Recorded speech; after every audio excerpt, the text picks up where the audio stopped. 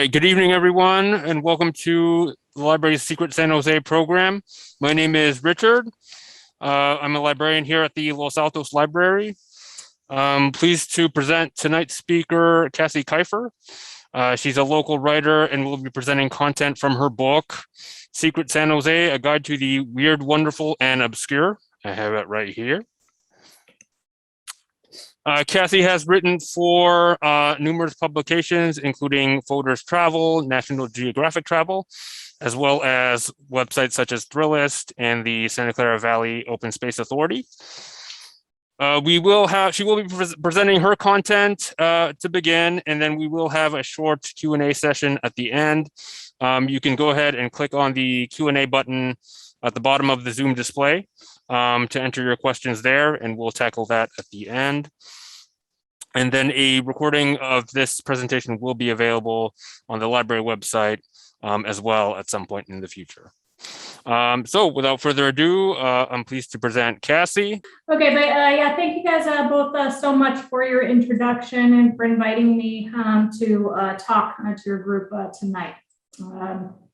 I'm here tonight to share some stories that I learned while researching my book, Secret San Jose, A Guide to the Weird, Wonderful, and Obscure, which came out last fall.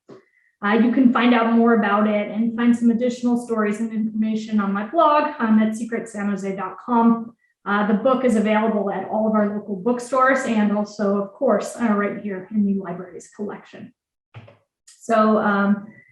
Secret San Jose is an unconventional travel guidebook featuring more than 85 unique stories about our community, places to visit, and things to do. In addition to some of the quirky and unusual stories, or the weird, I tried to share interesting stories that I think document how San Jose came to be and highlight the contributions of people who aren't usually recognized in our community.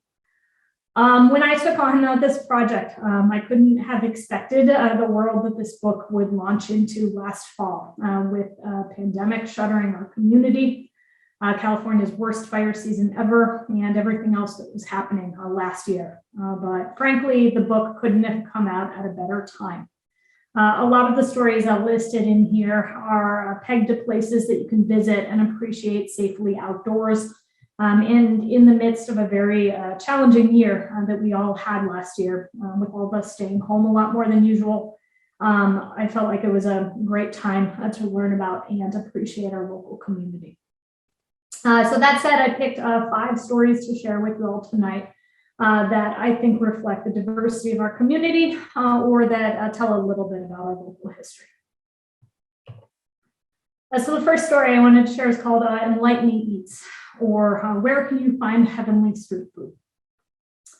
So San Jose has the largest number of Vietnamese residents of any city outside of Vietnam, and not surprisingly, many wonderful Vietnamese restaurants. But the most interesting way to experience Vietnamese food isn't in one of those restaurants, I think. It's at a Buddhist temple. So Duc Vien, a Buddhist community pagoda, was founded by a nun back in 1980.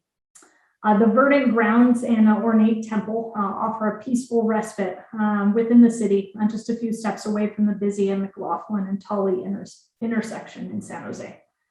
The site has really beautiful landscaping, flowering trees, Buddha statues, and colorful altars all around where you can light a stick of incense as an offering or to remember your ancestors. Uniquely, this temple is the only Buddhist temple run entirely by women in Northern California. The complex is home to about 50 nuns who have devoted their lives to the practice of Pure Land Buddhism. And you can see them all over the campus in their simple bluish-gray robes, and they're often chanting through the day in the main temple building. And the chants are broadcast throughout the temple grounds on speakers. Pre-pandemic, the temple was packed every Sunday with families coming for worship and children's Vietnamese language classes. But my favorite thing about the temple is actually the food. So every Sunday morning, volunteers set up tents in the rear courtyard and sell a variety of sweet and savory Vietnamese dishes, all made vegetarian or vegan, actually, according to Buddhist principles. These dishes include popular Vietnamese soups, such as bún riêu, a fresh tomato broth noodle soup that's typically made with crab, but here it's made with tofu, and bún bò huế, a spicy faux beef noodle soup. The food here is offered for free to the nuns and the visiting monks, but guests are asked to donate for the meals, and all proceeds go to support the nuns and their various community service work. The volunteers here are all kind and really welcoming of visitors, and they're happy to share more information about. Hi, Cassie, this is Brian. I'm sorry to interrupt. Is there supposed to be slides with photos right now up and running? We had a question about that from the guests. Yes, I guess I did not. Yes, you're correct. I'm very sorry. I guess I didn't share my screen. No problem. It happens with Zoom. Hold on, let me figure it out. I lost my Zoom window, and I guess I didn't get my things worked out before we started. Okay, there we go. My goodness, my goodness. Great. So here was where we were. I was talking a little bit about Vien Buddhist community Pagoda in San Jose, and a little bit about the food that they sell at this temple on Sundays. So again, the visitors to the temple are welcomed, and the volunteers that staff these food booths are very welcoming, and they'll answer any questions that you have and make recommendations of the dishes that you might like. But I think the best time to visit the temple is during the Lunar New Year or the Tet Festival. The temple and the food stalls are open from morning until night through the first week of the Lunar New Year, when families typically come to the temple to pray for a prosperous new year. The place is even more stunning than usual, decorated with colorful lanterns and lights. They light firecrackers, and there are even more food stalls available than usual, including traditional New Year's foods, like rice cakes wrapped in a bamboo leaf, and popular sweet treats like these bright green pandan and coconut waffles that I love, and all different types of che, which is a sweet rice pudding.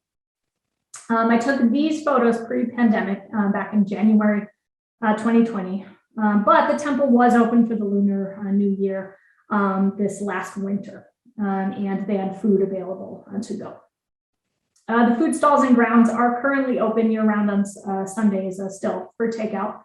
You can explore the grounds quietly and respectfully. The temple itself is usually closed to the public to protect the health of the 50 nuns who live there.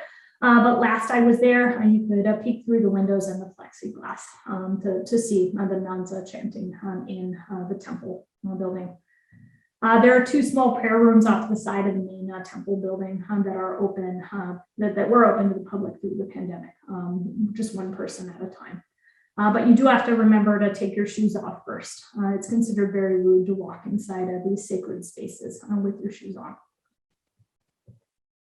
But beyond this temple, there are a lot of other Vietnamese temples scattered throughout San Jose and various neighborhoods. And I understand several of them also do this weekend food market.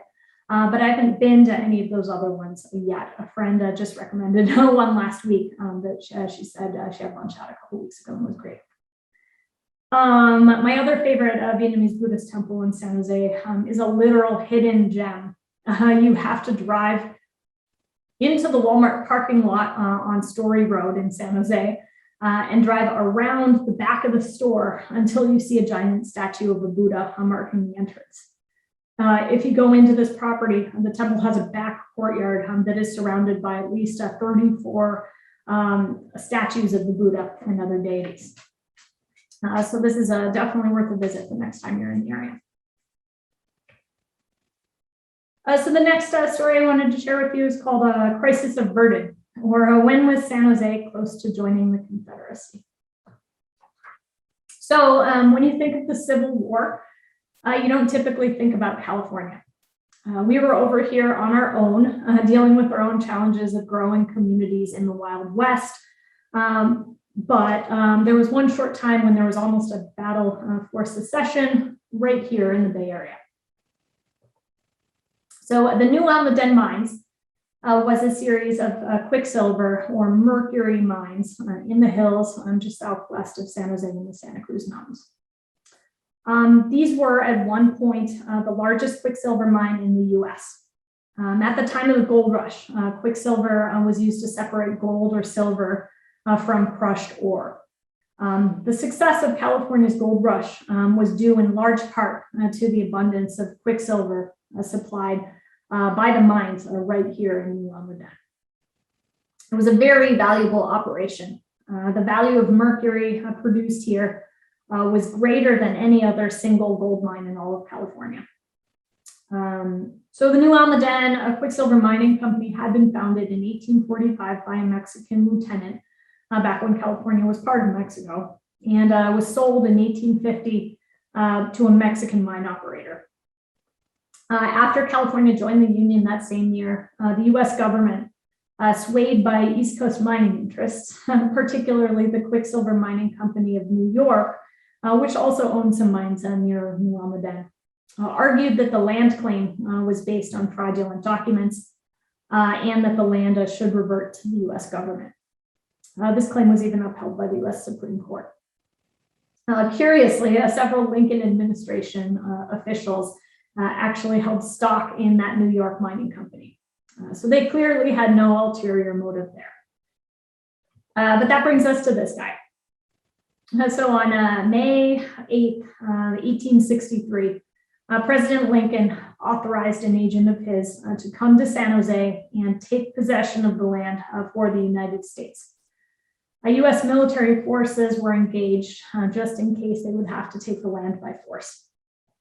On July 9th, Lincoln's agent traveled down to the New Almaden mine and demanded that the mine manager turn the land over to the US government. The mine manager refused. I'm sorry, my dog is drinking water right behind me. How annoying. But word of this attempt to take control of the mine spread through communities of miners in both California and Nevada, who feared that this would lead to other takeovers and that they would lose their jobs. Newspapers at the time showed cartoons of miners in protest holding signs saying, Lincoln, you won't take our mines, stay out of New Almaden. For some context here, while California was officially part of the Union and technically a free state, 10% of the population here at the time was thought to support Confederate causes, including slavery. Some Southerners actually brought their slaves with them to California to work on farms or in mines. In the 1852 census, there were actually 8 people here in Santa Clara County that had their occupation listed as slave. Anyhow, Southern political sympathizers used this land rights disagreement to exploit the miners' fears of the US government and to turn them away from the Union. There's this other cartoon right here in the corner, the upper left corner, depicting the Copperhead Party, which were Southern political sympathizers and a growing force at the time in California. They were shown as copperhead snakes, coiled and ready to strike against the Union government.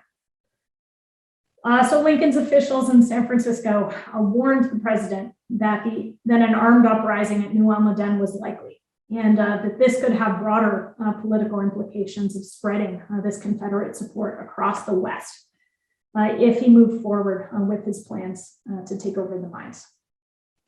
Luckily, Lincoln took the advice of his colleagues on the ground in California and decided to back off and issued an apology, leaving companies to resolve these issues on their own. Ultimately, the New Almaden Company wound up selling the property to the Quicksilver Mining Company anyways.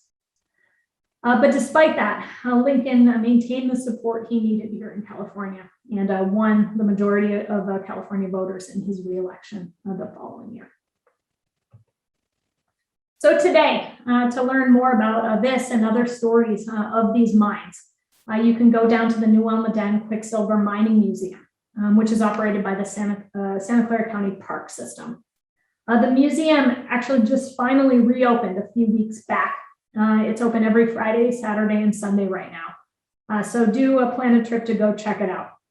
While you're there, walk around the village of New Almaden There are a lot of 19th century mine era houses still there, including the museum building called Casa Grande that you can see pictured off here to the left, which served as the mine manager's residence. This house was built in 1854 and it's one of the oldest homes in the South Bay. Also, while you're there, of course, you can hike around Almaden Quicksilver County Park and see the remnants of this old ghost town. At one point, there were 4,000 miners and their families living at a variety of ethnic and linguistic-based mining camps in the hills. And you can see some of the last remaining buildings in these communities. Pre-pandemic, the county was doing history hikes up there, which is when I took these photos pictured here. But there's a lot of interpretive signage along the trails, so you can visit at any time and explore on your own. And then finally, an unusual sight, when you go down to the village of New Almaden, you'll want to check out the community's tiny hacienda cemetery. Here you'll find Santa Clara County's strangest grave, the grave of a dismembered arm. So Bert Barrett was an 11-year-old boy who lived in the community and shot off his arm in a hunting accident. Apparently at the time, there was a law that required dismembered limbs to be buried. So they buried his arm here, though Bert himself survived and lived another 61 years. The rest of his body was buried at the time of his death, 10 miles away at San Jose's Oak Hill Cemetery. You can see the gravestone here in this old cemetery that says, Bert Barrett, his arm lies here, may it rest in peace. So my next local story is called Si Se Puede, or What American Civil Rights Icon got started organizing right here in San Jose. So you might recognize this guy, legendary civil rights leader Cesar Chavez, who is known for his work organizing for farm worker rights in California's Central Valley, co-founding what would become the United Farm Workers with Dolores Huerta and winning the first union contracts for farm workers. Chavez was born in Yuma, Arizona, to Mexican farm worker parents who moved his family to California when he was young, hopping around the state to pursue seasonal jobs and eventually settling in East San Jose, where he lived on and off for about 20 years.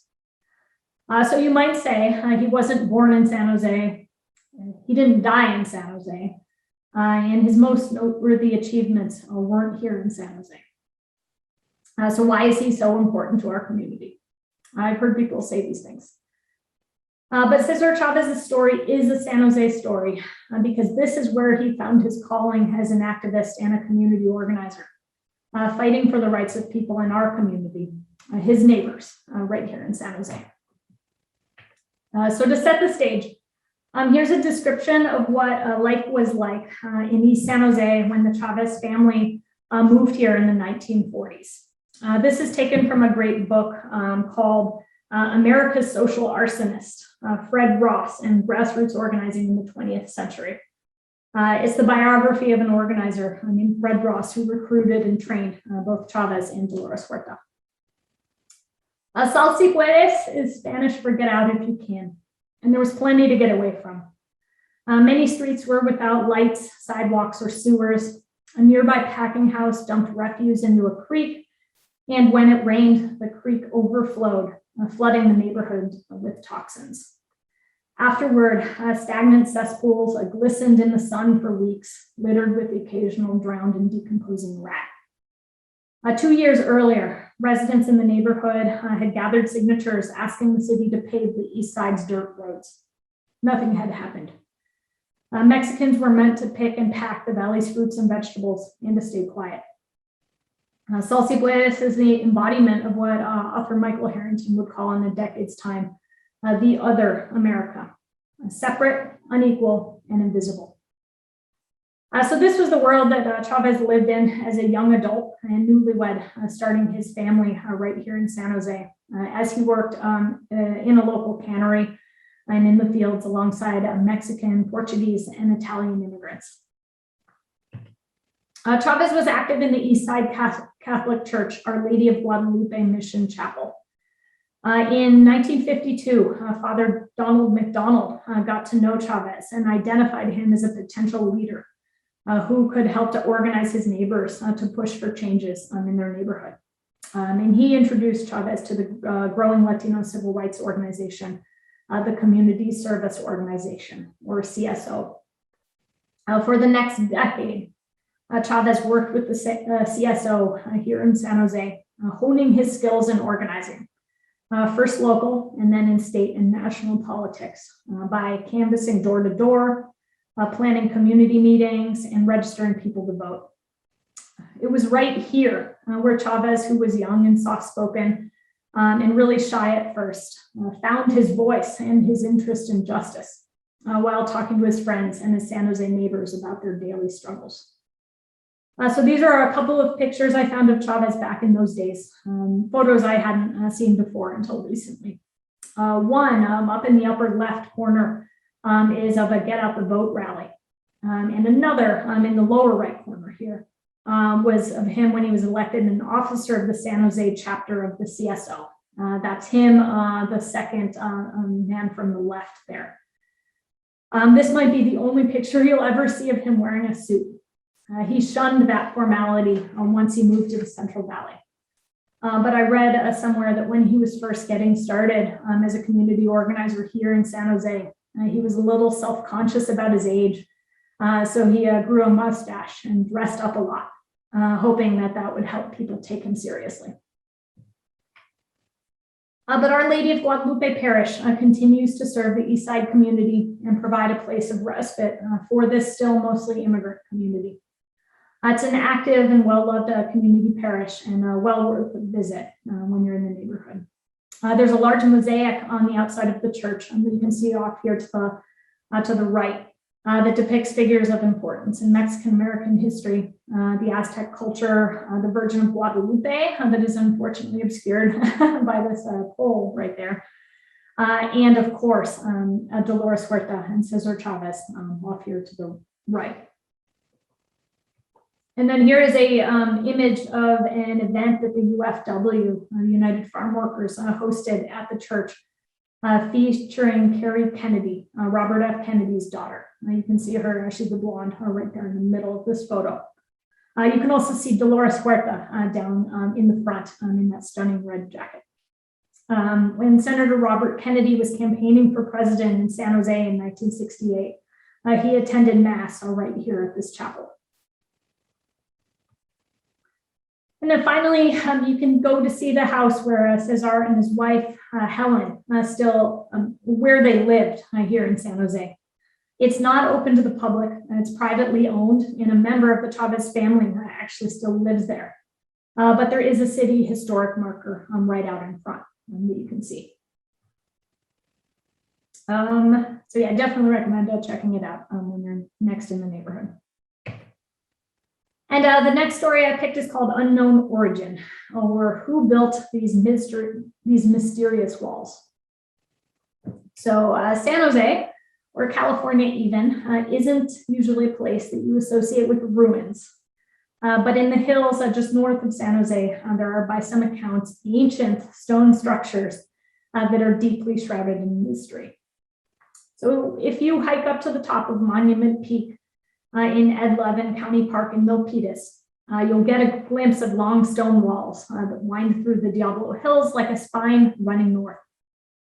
These stone walls are one of several segments stretching from the South Bay all the way up to the Berkeley Hills. There are no records of who built these walls, how old they are, why they were built, and they don't appear on any historic property maps. They've been nicknamed the East Bay Mystery Walls. So the first mention of that name dates back to 1896 in an article in the San Francisco Chronicle. Half a mile east of Grizzly Peak stands the remnants of stone walls, which have long baffled the researches and curiosity of antiquarians. By whom they were erected, when and why, is an unsolved mystery. So since that time, all kinds of local stories sprouted up. People have speculated that these walls were built by Vikings, the Vatican, UFOs, Aztec warriors, Chinese explorers, and even people from the mythical lost land of Lemuria. If you grew up here and hiked in these hills, you might have heard an even different magical explanation for these walls. And if so, please share that with us at the end. I'd love to hear it. But as far as reality goes, there are two of those theories that seem most likely about who built these walls. Both suspect that they were meant to contain cattle. Some have speculated that they date back to the mission days and that they were built by native converts in the church's system of forced labor. Documents from Mission San Jose show that native people were raising cattle on behalf of the church, but there was never any mention of these walls. But the other explanation is similar and simple, just that they were built by local ranchers. A few years before the gold rush, there were only a few thousand people in San Francisco. 2 years after the gold rush, there were more than 200,000 people all across the bay. A lot of these people were running sheep and cattle, and they had to keep their herds separate from everyone else. So magical or mundane, take your pick. But to see these walls for yourself, prepare for a challenging hike. From the parking lot at Ed Levin Park, you'll climb up the Monument Peak Trail up the hill. It's about a 2.5 to 3 hour hike one way to get to the peak. But when you get there, you'll be rewarded by stunning views over the whole Santa Clara Valley, over the bay, and east down into the Calaveras Valley. I recommend starting early, taking a lot of water, and don't try to do it when it's hot. Now is not the time of year to do this hike. I do totally recommend doing this hike in the spring when the hills are green and there are lots of wild flowers along the trail, including some beautiful patches of poppies. I took these photos on a hike there just this past April. So the final story I wanted to share tonight is called Secrets in the Stacks, or what strange features are hidden in the Martin Luther King downtown San Jose library. While not part of the county system, we have library lovers here, so I hope you'll appreciate this local find. At first glance, the main downtown San Jose library seems like any other big city library. But if you look a little closer, you'll find dozens of strange things, such as mirrors hidden behind stacks of books, rows that greet you with a mysterious sound of pages turning, and even a secret trap door. These treasures inside the library are just a few pieces in a collection of conceptual art called Recolecciones, which means memories, created by an artist named Mel Chin. This discreetly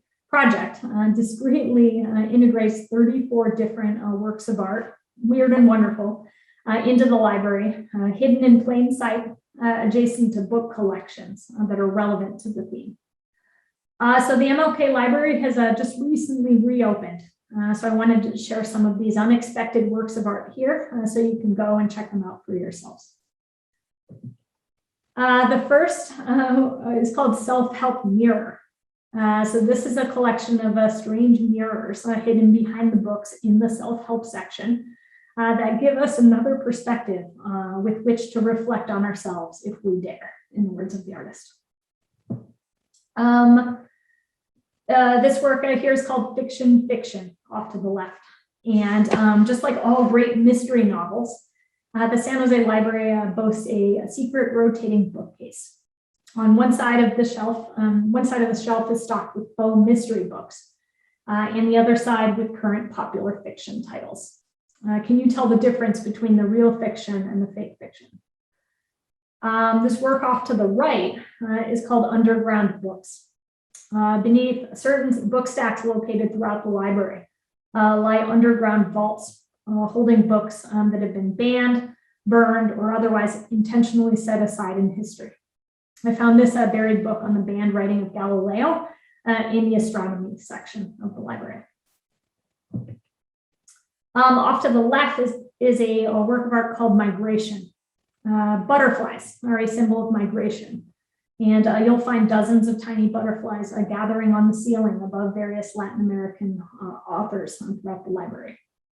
This work of art acknowledges the contributions that these authors have made and further reinforces the concept of circulation, both of books and of knowledge, as a major goal of the library. In the middle here, this is a work of art called Tectonic Plates. And this is a collection of 5 functional reading tables located adjacent to the geology section. And these tables map the shape of the major continental plates. The granite from each of these tables was quarried from the continent that it recalls. And the tables are on casters, referring to the tectonic activity of the Earth's surface, which is ever evident in California. These tables can be brought together or used individually. And then off to the right is a work called a Roundup. And this is a collection of 81 leather chairs, each marked with one of the 43 family cattle brands of the original San Jose ranchos. These leather chairs are ranged freely throughout the library. They started out just on the second floor, but over the years, they've migrated throughout the library. So you'll see them scattered around amidst the library's irregular plastic desk chairs. Off to the left here, this is a work called A Gong and Scale. And this is a hand-hammered brass gong designed after the San Jose scale, which was a parasite that nearly destroyed the fruit orchards of the area in the 1880s. Chinese laborers were wrongly blamed for this pestilence, and they led one of America's first labor protests right here in San Jose. And this work is located adjacent to the agriculture section of the library. And then finally, these pictures off to the right here are called Steinbeck's Fissure. And this is a tiny diorama located at ankle height within the exterior wall of the John Steinbeck collection at the library. So Steinbeck was quoted as describing the process of rediscovery as follows, quote, "A young, inquisitive, and original man might one morning find a fissure in this traditional technique of thinking. Through this fissure, he might look out and find a new external world about him. This fissure, or diorama, contains soil samples from the Oklahoma to California path of migration outlined in Steinbeck's Grapes of Wrath, as well as artifacts from the university's Steinbeck collection." So these are just a few of these unusual works of art that you can find hidden in this library. I think it would make a really fun scavenger hunt. You can find a guide to this collection on the library's website. Pre-pandemic, the library was offering free weekly guided library tours to check out this installation. But my guess is those tours aren't going to be resuming immediately. So definitely add this self-guided walk to your local adventure list. And so with that, thank you all for your time. And thanks again to our fabulous library for having me and letting me share this time with you tonight. I think we've got some time for questions. All right, thank you, Cassie. Let's see, anyone, if you have questions, go ahead and put them down and click on the Q&A button at the bottom of your Zoom display. And you should be able to type in your questions there. Let's see. Okay, Gina writes, "What triggered Kathy to pick this topic?" I think she means Cassie. Yeah, absolutely. Yeah, that's a great question. So this book is actually one in a series of secret city books focused on cities around the country. My publisher, Reedy Press, actually reached out to me and invited me to, told me about the project and asked if I was interested in working on it. They got my name as a recommendation when they were looking for a local travel writer. So I just got lucky. They told me about the project and I said, that's wonderful. That sounds like so much fun. That sounds like the way that I travel and the way that I explore. I'm always, keeping a mental list of kind of off the beaten path kind of destinations, quirky stories, wonderful stories. So I was very eager to do the project and helped curate some unusual and unexpected finds for our community. All right, thank you, Gina. Let's see. Well, while we're waiting for another one to come in, I actually had one. You profile a number of places in your book. Out of all of them, do you have a favorite? So yes, I love them all in different ways.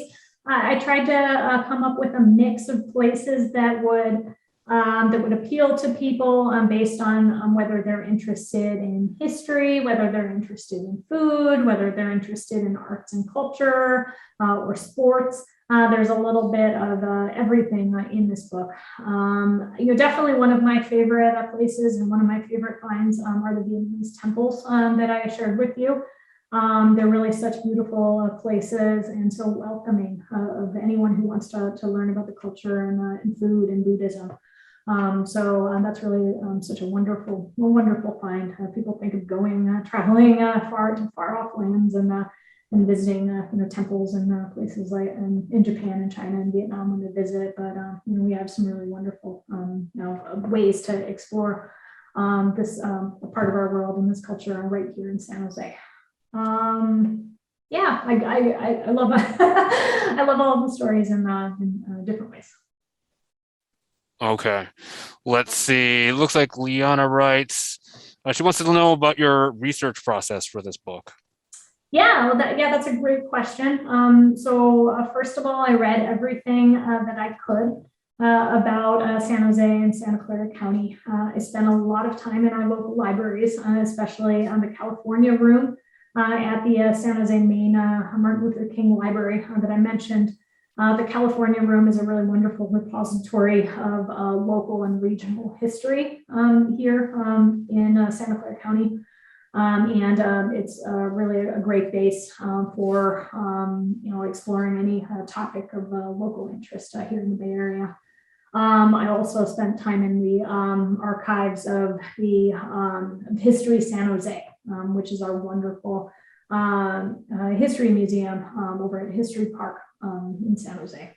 So they have a great smaller research library, but it's a really wonderful place, and they welcome anyone who's working on a research project to come and check out their collection of books. They have everything that's ever been written on any place in Santa Clara County. Most importantly, though, I think I just talk to people from the time at which I signed the contract to work on this project and turned in my final draft was a little over a year. And in that time, I talked to every single person that I met and told them what I was working on and said, hey, what are the places that you love here in our community that you don't think many people know about? Or what are the stories you love that you think are lesser known or underappreciated? What are the places and organizations that you care about and think make our community special? So a lot of the stories that I featured in here came from conversations with people, people sharing places that they love and stories that they love.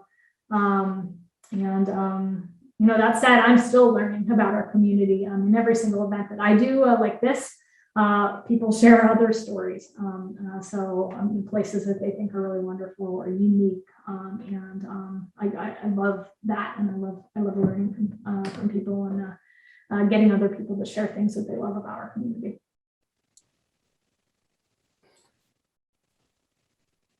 All right. Let's see. Sharon writes, does the book address accessibility at your secret places? Great. That is a great question. It does not specifically address accessibility. A lot of the places, if you have any questions about accessibility, I'm happy to help you, kind of curate that. The list of places, if we're specifically talking about wheelchair accessibility or something like that, I'm happy to come up with a recommended list. Just shoot me an email on that secret San Jose book at gmail.com is my email address. It wasn't something I specifically included in there. I was really strapped for space. If you look here, I didn't bring the copy of it, but the little vignettes that I included in here are really minimal. So one of the difficult things in my writing process was getting each of these vignettes down to a short enough length for the format of the book. I had to be really, I had to cut a lot of content that I really wanted to include. That was not something that I had the space to include, but I'd be happy to talk to anybody more about these places and share recommendations for places based on whatever the particular need is that we're looking to share. All right, thank you, Sharon. Mary Lou writes, in your book, are there more secrets than what you've told us about? And actually, I actually have something to add on to that. Are there any places that you wanted to include in the book that maybe you couldn't for whatever reason? Yeah, that is a great question. That does bring up one. So one thought I had, it was I wanted to share some places of significance to the indigenous people of our community, the first inhabitants of the San Francisco Bay Area, because our Native peoples are not, that part of our history is forgotten in a lot of cases. So I wanted to share places or ways to learn about these first peoples of our community. I did run into, I was setting up appointments and talking to people that are knowledgeable about this topic, that are part of the indigenous communities, the Amamutsan people and the other indigenous peoples of the South Bay. I was setting up some meetings to talk to them to see, what kinds of places are they comfortable sharing? What are the stories that they would like to have shared? I wanted to have buy-in and input from the people before sharing any place. And unfortunately, with the COVID shutdowns, some of those meetings at the very end were canceled, and I wasn't able to come up with places and ways, places to share that I thought would be respectful. I wanted to make sure that anything that I was sharing was a way that people can learn about this culture and this history in a respectful manner. So that was something that unfortunately I wasn't able to share in depth. I did talk about a couple of treasures of our bay that are important places to the Amamutsan people, including Mount Amanum, that you may be familiar.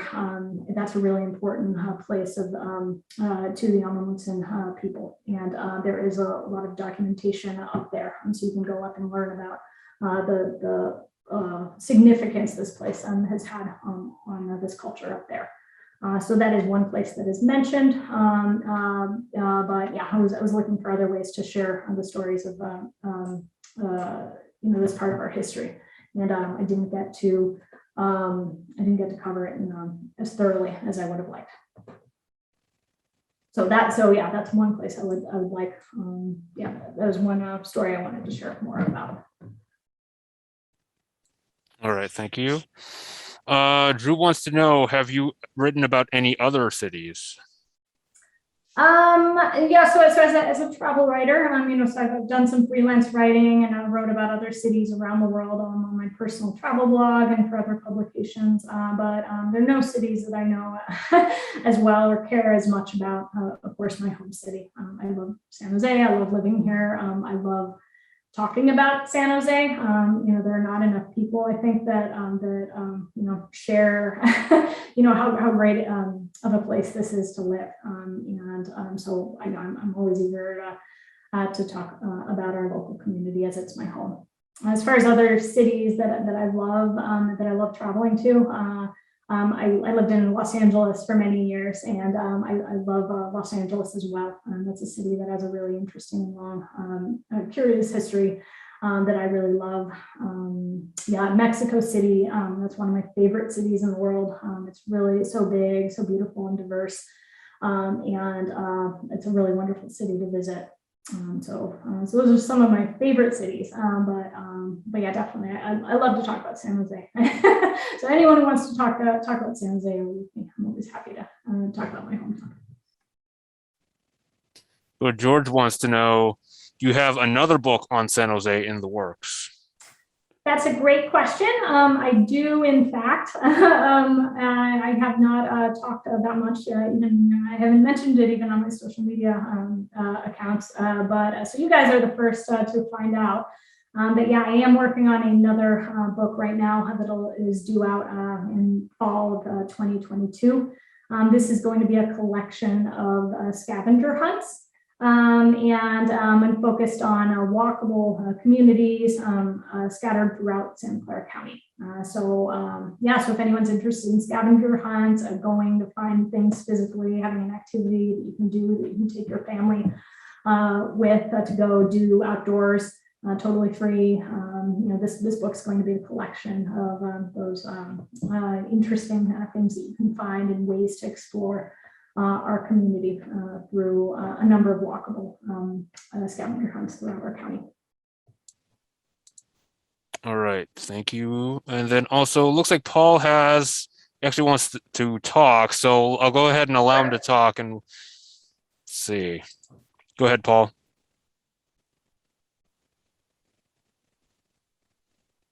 Paul, are you there? Is it Paul? Let me try that. Unmute. I'd like to know if you are available to speak to groups. I represent the Campbell chapter of AARP, and I was wondering if you were available to speak to us at one of our meetings. Yeah, hi, Paul. Yeah, definitely. I'm absolutely interested in talking to any community group. And so, I'd love to talk with you more about that. My email is a secret San Jose book at gmail.com. I'll drop that right here in hosts and panel. Let me try to put this in the chat. Secret San Jose.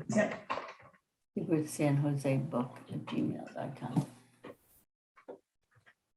Well, so I dropped my email address in the chat right here. Absolutely, I'd love to talk to you more about that. Thank you. Great, thanks for sharing, Brian. You beat me to it. Yeah, thanks for catching that, Bryant. Let's see, anyone else have any questions? Looks like, I'm not sure if I'm pronouncing this right, Anjoli, but let's see, it's kind of goes off of what I asked earlier, but do you have a favorite place in San Jose that you wrote about? A favorite place, gosh. I love a lot of places in our community. I guess, it depends on kind of what you're looking for. As far as a favorite, place to go hiking, I love Almaden Quicksilver County Park, for the ghost town that I talked about. I love going up and remembering back to this time when there were 4,000 people living in this hills, and now it is literally a ghost town, but nobody talks about this portion of our county as being a ghost town. So I love kind of exploring, seeing these old places right there. As far as a place to hike, as far as a restaurant, a really quirky restaurant that I love that I included in Secret San Jose, it's called the Orchestria Palm Court.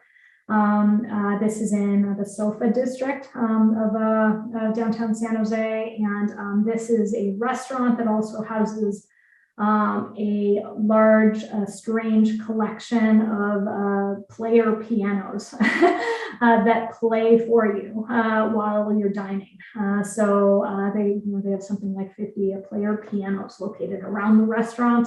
And, just in between songs, the songs will switch and like a new player piano will start up right next to you, playing this quirky old 100-year-old tune. So that's really a wonderful restaurant that I included in there. I have a lot of favorite places based on whatever the interest is. Favorite ballpark and sporting event. I love the San Jose Giants. Our little our minor league Giants affiliate team going to games at the Excite Park in south of downtown over near History Park is really fun. Such a wonderful family-friendly event. I'm so glad the games are open to the public again. So those are some of my favorite places. If anybody else has any favorite places that they'd love to share, I'd love to take their favorite quirky stories. I'd love to hear anyone else share their favorite places. Drew actually wants to know the name of that restaurant that you mentioned again. Yeah, I'll drop it in the notes here. Orchestria. It's a tiny place. I know it is. It has reopened again since the pandemic. I think they're reservation only. I think they were reservation only before the pandemic too, because there's such a small space. Yeah, definitely recommend checking them out.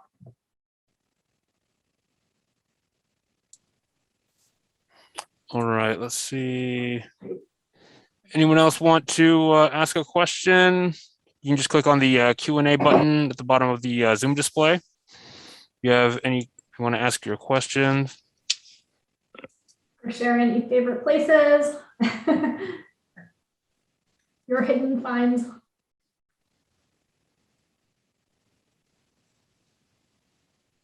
Still have a few minutes if anyone wants to ask a question.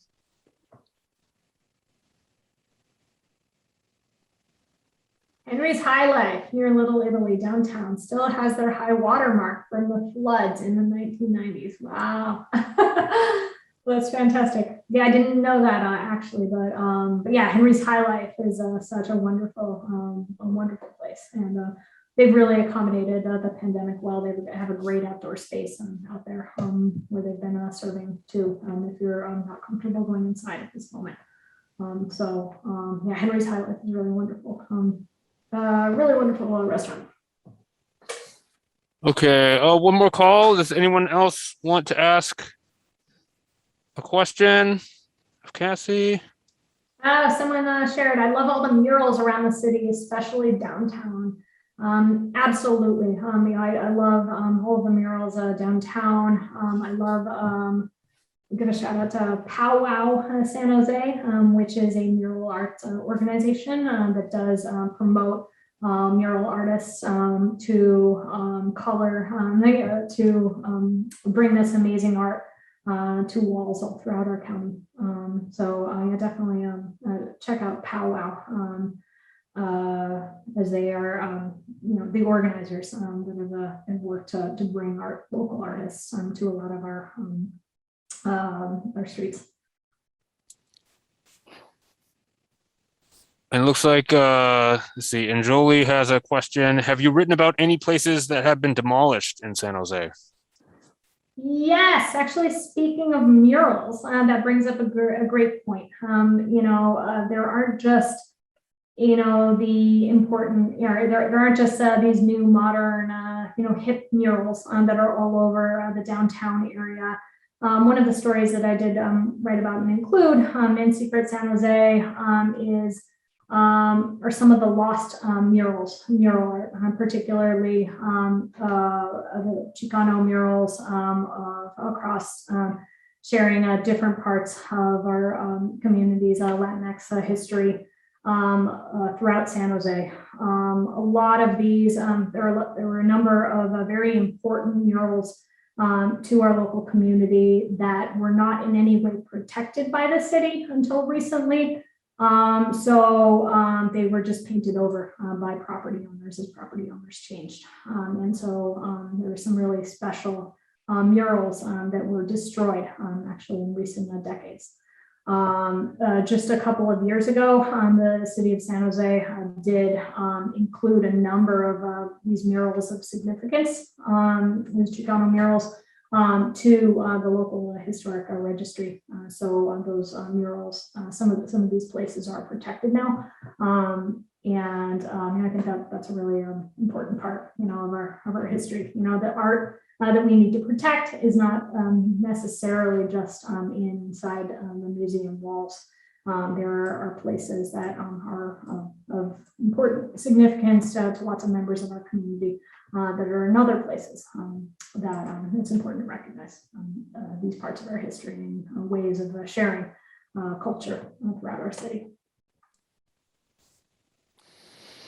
I actually wanted to go through or ask you about a haunted site that you discuss in the book, Hicks Road, which I'd never heard of. Could you maybe describe some of the stories that you've heard surrounding that road? Yeah, so anyone who has grown up in South San Jose, really in lots of parts of San Jose, has probably heard the story of Hicks Road. And so this is a rural stretch of road that connects from the Almaden Valley down actually up to Almaden Quicksilver County Park and out up to Mount Amanam, which I had mentioned. But this is a kind of remote stretch of road that kids over the years have made up so many stories about strange things that happen on that road. Maybe they're not made up. There's a lot of people, including people I know, that will tell you that they've experienced strange things driving on this road late at night. People saying they were trying to driven off the road, or they saw strange vehicles. There's stories about witches and people, reclusive family of people suffering from albinism, living off the road, who don't take kindly to strangers visiting them late at night. So there are all kinds of wild stories about Hicks Road going around. Probably many of them were made up by the adventurous minds of kids, but yeah, there's a lot of people that that know someone who experienced something strange on this road. So if anyone has any personal stories of Hicks Road, I'd love to hear them right here. Somebody mentioned the Painted Hearts department store sign on the north side of a brick building just south of Coleman Avenue is slowly fading away. Yes, that is a great relic of our history. Hart's department store was a very important department store in downtown San Jose when it was a bustling shopping district back in the 1930s and before.